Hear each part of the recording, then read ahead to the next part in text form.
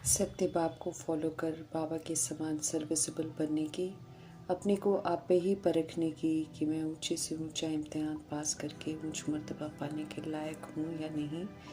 बाबा के डायरेक्शन पर चलकर महावीर बनने की, जैसे बाबा आत्माओं को देखते हैं, आत्माओं को पढ़ाते हैं, ऐसे आत्मा भाई भाई को देखकर बात करने के।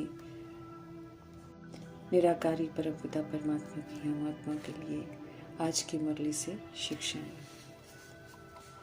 श्रेष्ठ से श्रेष्ठ परमपिता परमात्मा की समीपता प्राप्त करनी है तो फिर श्रेष्ठता को धारण करना पड़ता है, और श्रेष्ठता आती है जब हम मर्जीवा बनते हैं, पुरानी दुनिया पुराने स्वभाव संस्कारों से मर जाते हैं और फिर ऑलमाइटी अथॉरिटी से नए जीने के सलीके को सीख कर, और वो सलीका है कि सदा परोपकारी होकर रहना है, अर्थात श्रीमद् प्रमाण चलकर अपकारियों पर भी उपकार करना है।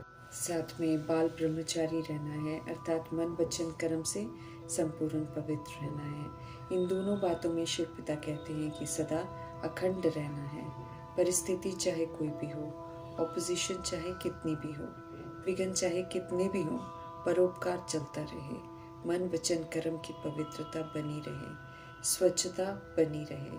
पवित्रता हम आत्माओं का निज गुण है, शक्तियाँ सदा इमर्ज रहें। जो बच्चे इन दोनों बातों में आदि से अंत तक अखंड रहते हैं, जिनकी पवित्रता स्वच्छता बार बार खंडित नहीं होती है, जो सदैव विश्व के प्रति और ब्राह्मण परिवार के प्रति सदा उपकारी रहते हैं, उन्हें बाप दादा विशेष पाठधारी कहते हैं। वे ही बाप दादा के सदा समीप रहते हैं, वे ही बाप दादा की नजरों में उत्तम है। उनकी प्रारब्ध भी फिर सारे कल्प की बड़ी श्रेष्ठ बनती है। परोपकारी अर्थात सदा विश्व कल्याणकारी बनना है। किसी एक भी आत्मा के प्रति अकल्याण की भावना न हो, सबके प्रति शुभ भावना शुभकामनाधारी, सबके प्रति क्षमाशील, सबके प्रति रहम दिल और सबके प्रति उपकार करने वाली। संकल्प रूपी खजाने का सदुपयोग कर अद्भुत कमाल कर सकते हैं। इनसे विश्व परिवर्तन कर सकते हैं। संकल्प बीज है, इसलिए इसे शुभ शुद्ध सकारात्मक कल्याणकारी समर्थ रखना है, और फिर समर्थ रखकर फिर समर्थ बोल, समर्थ कर्म, समर्थ श्वास को भी श्रेष्ठ बनाकर सफल करना है। संकल्प कभी भी हमारे व्यर्थ न जाए, इसका हमको जरूर अटेंशन रखना है। अगर हमारे संकल्प व्यर्थ जाते हैं तो फिर दूसरे सारे खजाने भी व्यर्थ हो जाते हैं। व्यर्थ रूपी अपवित्रता से हमें अब बचना है। अव्यक्त इशारे मिल रहे हैं हमें संपन्न और कर्मातीत बनने के, इसकी हमको धुन लग जाए। हमें ज्ञान ध्यान से सुनना है और दूसरों को भी सुनाना है। साथ साथ ब्रह्मा बाप समान भी बनना है, उनके आचरण को फॉलो करना है। प्रैक्टिकल में बाप समान न्यारा, बाप समान अशरीरी बनने का पुरुषार्थ भी करना है। इस अभ्यास के प्रति हमें विशेष अटेंशन देना है। ब्रह्मा बाप ने साकार जीवन में सब करके प्रैक्टिकल में दिखाया है। ऐसे ही कर्मातीत होने के पहले हमें भी सब तरह की अटैचमेंट से खुद को मुक्त करना है। हमें न्यारा बनना है और फिर सभी के साथ एक जैसा व्यवहार करके प्यारा रहने का अभ्यास करना है।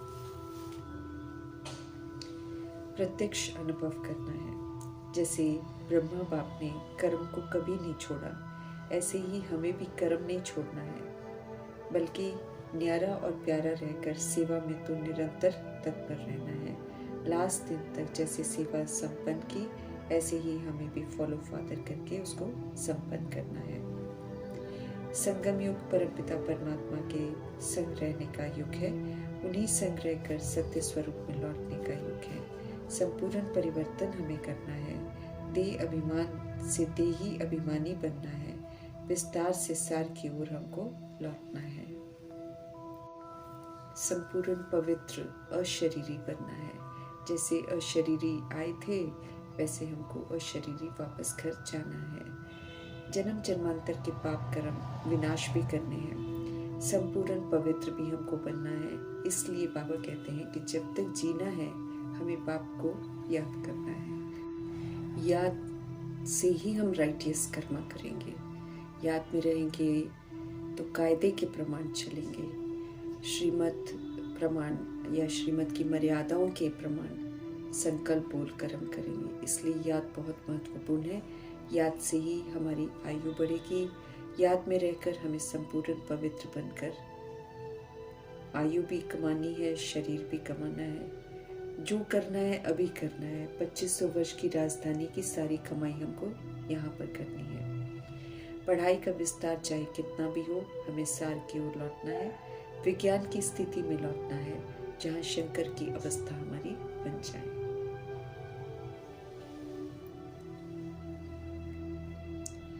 जो इस समय सदा याद की यात्रा में रहते हैं वे सदैव खुश रहते हैं। उनके लिए हर दिन बड़ा दिन है, क्योंकि श्रीमत पर चलकर हर दिन आत्मा स्व उन्नति करती है, बड़ी बनती है, ऊंची स्थिति को प्राप्त करती है। उनके लिए तो सदा ही क्रिसमस है। स्वयं ऑलमाइटी गॉड फादर हम आत्माओं को बढ़ाते हैं। इससे बड़ी खुशी और कोई हो नहीं सकती है।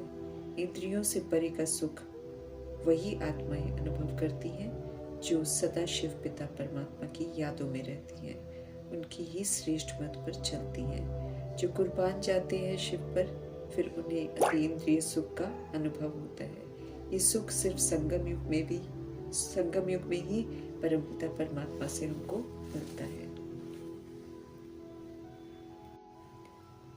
परमपिता परमात्मा के आने से पहले समझ से सभी आत्माएं अंधी हो जाती हैं। इसलिए कलयुग में स्थूल आंखें तो होती हैं, लेकिन स्थूल नयन होने के बावजूद भी आत्माएं इस तरह की पुकार करती हैं कि नयनहीन को राह दिखाओ प्रभु, क्योंकि कहीं ना कहीं उनको समझ का अधूरापन अनुभव जरूर होता है। बाबा आकर समझ देते हैं कि ये जो तीसरा समझ का नेत्र है, आत्मिक नेत्र जो है, ये बंद हो जाता है। इसलिए फिर आंखें, स्थूल आंखें होते हुए भी सच्चाई दिखाई नहीं देती हैं। अभी बाबा हमको समझ का तीसरा नेत्र देकर सच को देखने की समझ देते हैं। तो जो नयनहीन हो जाते हैं ना, उनको ही शिव पिता परमात्मा आकर समझ का नेत्र देते हैं, उसको सुरजीत करते हैं। ज्ञान का तीसरा नेत्र सिर्फ शिव पिता परमात्मा ही दे सकते हैं। तो अब उस नेत्र का अच्छी तरह सदुपयोग करना है। उसको जितना हम बाबा की याद में रहेंगे उतना वो खुलता चला जाएगा, हम गहराइयों को फिर समझ सके। अब ज्ञान के तीसरे नेत्र से हमें सोचना है, बोलना है और कर्म करना है। हर बात को यथार्थ समझना है। ब्रह्मा की रात से निकलकर अब हमें ब्रह्मा के दिन में जाना है। अभी जो परमपिता परमात्मा से हम आत्मा को राह मिल रही है, उस पर ही चलना है। मुक्ति धाम, जीवन मुक्ति धाम में जाने के लिए हमें समझ से विस्तार की जितनी भी रस्सियां हैं जो हमने बांध रखी हैं, उसको खोलना है और खुद को भी और औरों को भी स्वतंत्र करना है। साथ में जीवन मुक्ति धाम अर्थात सुख धाम में जाने के लिए हमको क्वालिफाई भी करना है। हमें वहां जाने के लिए पुरुषार्थ करना है। दुनिया तो बदलनी जरूर है, उससे पहले हमें खुद को बदलना है। श्रीमत पर चलते रहेंगे तो यकीनन हम बदल जाएंगे। हमें मन मना भव होकर रहना है, अर्थात एक निराकार परमपिता परमात्मा की याद में रहना है। अब तो शांति धाम, सुख धाम का रास्ता बताने वाले शिव पिता परमात्मा के रास्ते पर चलते रहना है। दोनों धाम की विशेषताओं को यहाँ पर ही हमको धारण करना है। संगम युग में ही हमको धारण करना है। तमो प्रधान दुनिया में खुशी तलाश करना मृग तृष्णा है, वो तो कभी प्राप्त होने वाली नहीं है। इसीलिए खामखा उसके पीछे नहीं जाना। विनाशी चीजों को प्राप्त करके अगर हम सोचेंगे कि हमको खुशी मिलेगी, तो वो मुमकिन नहीं है। खुशियों का अनुभव तो परमात्मा के संग ही हम कर सकते हैं। कहीं भी रहते, कर्तव्य करते, हमें कमल फूल समान बनकर रहना है। दुनिया के प्रभाव से हमको मुक्त रहना है और याद में सदा तत्पर रहना है, आशिक माशूक की तरह। दुख, तमो प्रधानता ये तो बढ़ती जानी है, अति में जानी है, तभी पुरानी दुनिया की समाप्ति होगी। माया की तमो प्रधानता जो है वो वृद्धि को पाती रह जाएगी, उससे हमें आकर्षित नहीं होना है। माया को हल्का नहीं लेना है, अंतिम समय में उसका सर्वशक्तिवान रूप है। इसलिए अगर हम अलर्ट नहीं रहते हैं तो किसी को भी वो विस्मृत कर सकती है। उसमें ये ताकत है। अच्छे खासे बच्चों को जो पवित्रता की धारणा करते हैं, सेवाएं भी करते हैं, उनको भी अपनी तरफ खींच लेती है अगर कोई अलर्ट नहीं रहता है तो।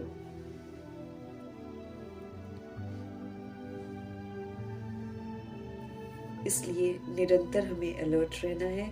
हम सब सर्वोत्तम ब्राह्मण कुल के हैं, ईश्वरीय कायदों पर हमको चलना है। हमें संगम युग में जो समय हमको मिलता है, जो जीवन हमको मिलता है, वो बड़ा अमूल्य है और ये संपन्न और संपूर्ण बनने के लिए हमको मिलता है। इसलिए शरीर को आत्मा का मंदिर समझकर इसको संभालना है। परमात्म डायरेक्शन से तन को यूज करना है, अर्थात शरीर की संभाल करनी है। 5 विकार शरीर की आयु जो है, 5 विकार से शरीर की आयु भी घटती है। आत्मा भी रोगी तो शरीर भी रोगी बन जाता है। फरमान है मीठे परमपिता परमात्मा का कि हम सब अपने को आत्मा समझ बाप को याद करें और फिर दैवी गुण भी धारण करें, वो भी बहुत महत्वपूर्ण है। शिक्षाओं को धारण कर, दैवी गुणों को धारण कर प्रयोग में लाना है और उनका सहयोग जो है सभी को देकर अपना बनाना है। हमें अच्छी रीति पढ़ाई पढ़नी है, सुस्ती कभी भी नहीं करनी है। हमें 8 पेपरों के लिए खुद को तैयार करना है। सुप्रीम टीचर हमें तैयार कर रहे हैं। अगर पढ़ेंगे नहीं तो फिर हम नापास हो जाएंगे, बहुत कम मर्तबा फिर हम पाएंगे। ऊंचे से ऊंचे बाप को याद करना है और उन्हीं की याद सभी को दिलानी है। नई दुनिया के लिए हमें नया बनना है। याद से 63 जन्मों के पापों को खत्म करना है और नए पाप नहीं करने हैं। हमें पतित पावन को याद कर अंदर की तमो प्रधानता को खत्म करना है। हमें पावन जरूर बनना है। हमें आशावादी होकर रहना है, क्योंकि दुख के दिन खत्म हो, सुख के दिन आने हैं। संगम युग नाव में हम बैठे हैं, विषय वैतरणी नदी को पार करना है। सदैव खुश, सदैव संतुष्ट रहना है। राजयोग सीखकर राजयोगी बनना है। हमें भागना नहीं है, भागंती नहीं बनना है। पढ़ाई धारणा साथ साथ करनी है। उत्तम बुद्धि से पुरुषार्थ करना है। अपने को खुद ही परखना है। ऊंची पढ़ाई है तो ऊंचे इम्तिहान देने के लिए भी हमको तैयार रहना है। ऊंच मर्तबा प्राप्त करना है। फॉलो कर हमें सर्विसेबल बनना है। निश्चय बुद्धि होकर सेवा करनी है। ऑन गॉड फादरली सर्विस पर हम सब हैं, इसलिए शिक्षाओं को धारण कर प्रैक्टिकल सबूत देना है। स्व परिवर्तन करना माना निरंतर सेवा पर रहना। अभी सेवाधारी हैं हम सब और भविष्य में वर्ल्ड मालिक बनते हैं। अच्छी रीति पुरुषार्थ करना है, अर्थात श्रीमत पर चलना, अर्थात महावीर बनना है। कलयुग के दौर में ऑलमाइटी अथॉरिटी के डायरेक्शन पर चलना, अर्थात महावीर बनना। खुद को आत्मा समझना है और सभी को आत्मा भाई रूप में देखना है और इसे नेचुरल बनाना है, ताकि जब भी मिले तो कभी भी हम विस्मृत न हों। समझना है कि जो सत्य बाप समझा रहे हैं वो हमें अमल में जरूर लाना है। अविनाशी आत्मा न जलती है, न कटती है, न मरती है, न बड़ी होती है, न छोटी होती है। वो हमेशा ही एक जैसी रहती है। शरीर द्वारा पाठ बजाती है, शरीर बदलते हैं और शरीर द्वारा भुगतती भी है सारे अपने कर्मों का जो भी लेप छेप लगा होता है।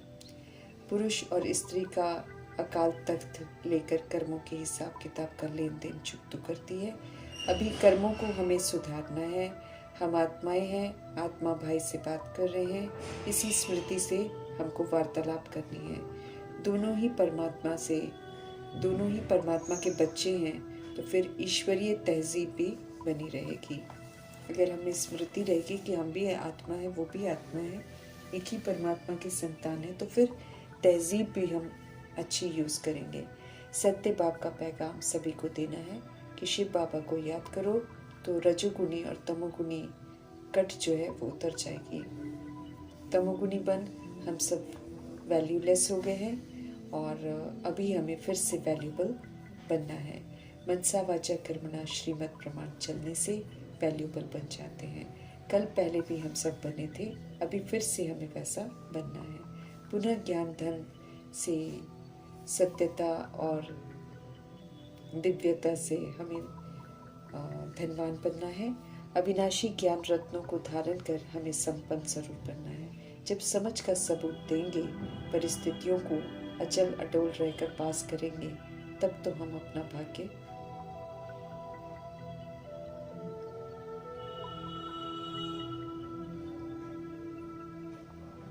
जब समझ का सबूत देंगे, बाबा कहते परिस्थितियों को अचल अडोल रहकर पास करेंगे, तब हम अपना भाग्य ले सकेंगे।